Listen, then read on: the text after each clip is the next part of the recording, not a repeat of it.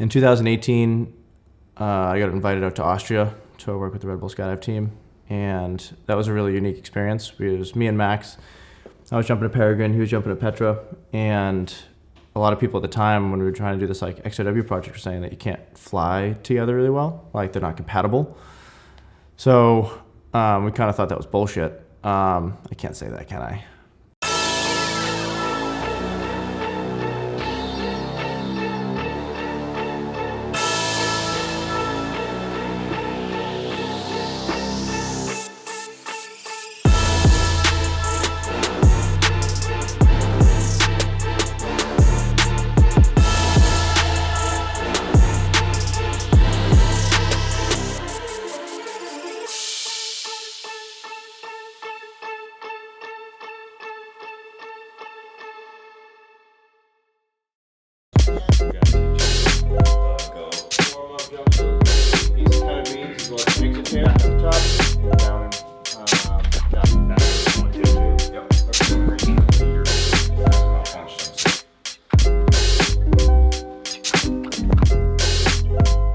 Max, interview take one.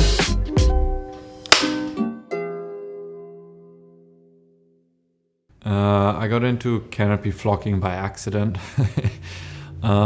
Matt and myself, we tried to figure out how to bring two XRW formations together, so without using any mechanics on the parachute. And during that process, we figured out that it's pretty easy to match sink rates and descent rates by using your body a lot. And that's kind of when it all started for me. We kind of continued on. We decided to do the first Flock and Flow, which is a kind of a test event. It was a project that we had decided was almost like a passion project. We really wanted to, we had all these cool ideas and everything, but the only people that we could fly with in like a high pull or a flocking sense or team flying, was a very small group around the world. Very like high skilled individuals that's something that they work towards. So we wanted to start building a community. So in 2019, we had that first event. It was pretty sick and it was awesome. And then we did it again in 2020, and that was when we started Momentum. And from there, it's been growing ever since. Buzz brought this idea up almost 2 years ago now. This was like kind of his child and his dream to kind of put this together. So October of 2022, he brought it up to me and said, hey, is this something you could do with like 30 plus pilots? He'd been thinking about it for a while, and I said, yeah. One of the things that went into kind of planning this is making sure that we have all the appropriate pilots, all the people that have the same common goals, getting group buy-in from the whole PD family, and putting all that knowledge together into one format and making it fly the best way we can.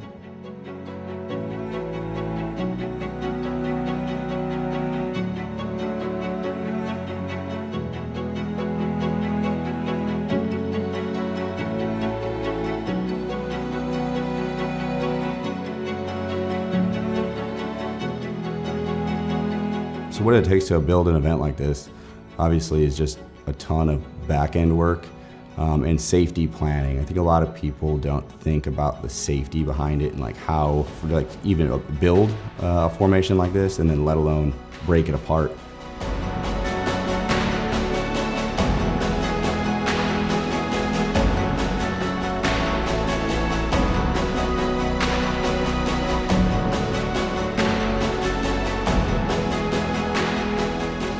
I think the most impressive part about building an event like this is the years of dedication it took from many different people.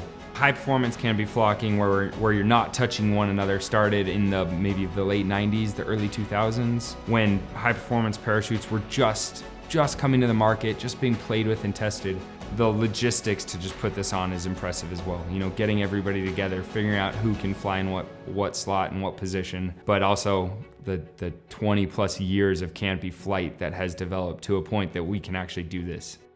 A lot of planning is involved in a flocking jump, really. I mean, it starts with usual things like weather, spot, pilots, things like this. But then especially for flocking jumps in bigger groups, it's important to create a plan that eliminates as much traffic as possible, really. In big formations, if they all do their own thing, it's going to be a bit of a beehive and chaos. Other factors include, where are we getting out? Are we getting out first on the pass? Are we going to outlast on the pass? How are we going to build exit separation, exit delay? So there's a myriad of different considerations that need to be made in order to make a canopy flock successful. The way this event was engineered is very clean and clear, and I think that eliminates a lot of the dangers of having that many people in the sky at the same time. If you jump with people you haven't jumped with before, especially in this kind of a setting, developing that trust and that teamwork, that's instrumental to making an event like this happen with 36 other pilots. So starting incrementally with those 12 ways, moving into 18 ways, and then putting it all together.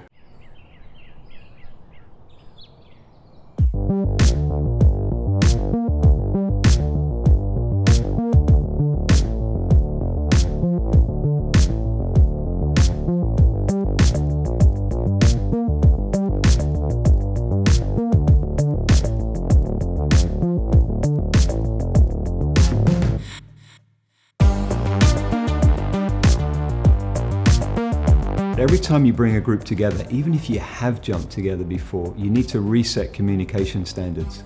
You know, the words that people use, the way that people do things in different parts of the world, at different drop zones. We need to bring everyone together.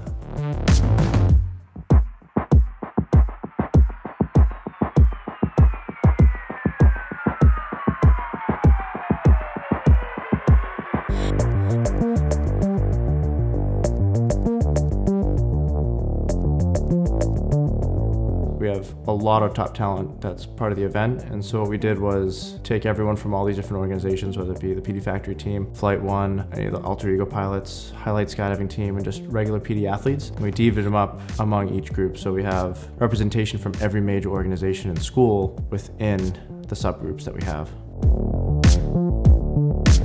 So what is Operation VK? The opportunity to show the world what flocking is right now, to show the high standard and the progression, to set some ideas into other people's minds of where it can go in the future. It's also celebrating the finest parachute known to humans. I mean, the Valkyrie has to be one of the most amazing things to play with in the sky.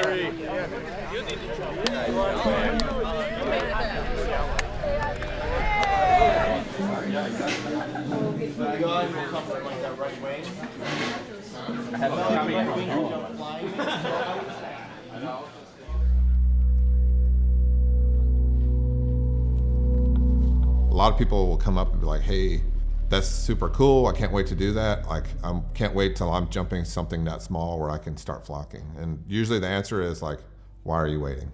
Like, you don't have to jump a super small, super fast wing in order to get into canopy flocking. There's so many companies out there really kind of bringing this discipline to the masses in the sports side. Don't wait until you're jumping something super small and super responsive, right? Because then it's going to be extremely terrifying.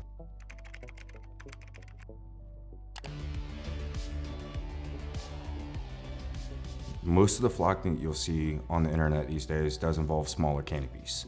A lot of people want to get into it and they have a misconception of, I need to be at a high wing loading on a high performance canopies. With the larger canopies, you actually have to develop a more set skill to fly in a proper position. The intro to canopy flocking can be done any number of ways. The beautiful part of canopy flocking is that you have to know how to fly a parachute to do it. And the beautiful part of that is that we fly a parachute on every single skydive. No matter the jump, no matter what you're doing, you can learn more about your parachute on that skydive. That's the cool thing about canopy flocking, is it can be learned even a little bit or a lot at a time on pretty much any skydive you do. There's a lot of stuff that we do within flocking is very relevant to actually your landing pattern.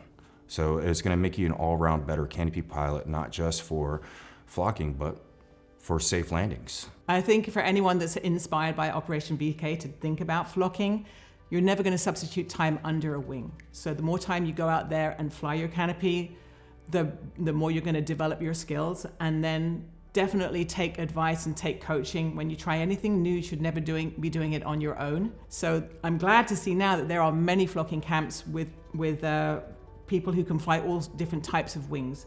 So really go find that knowledge, be the sponge, take a course, and then go out there and enjoy it with your friends.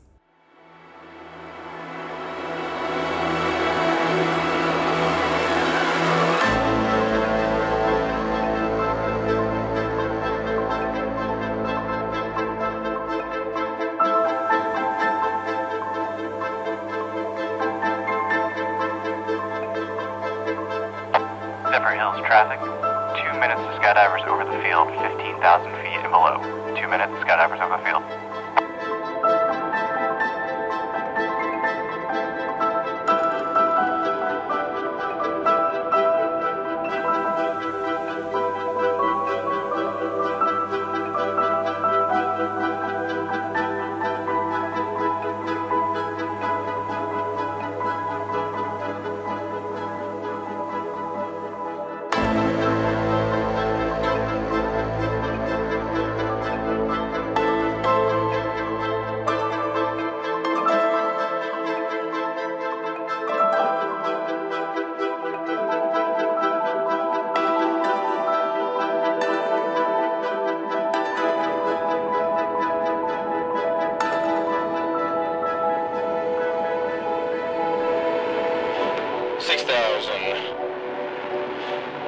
And break off. 1, 2, 3. Here we go.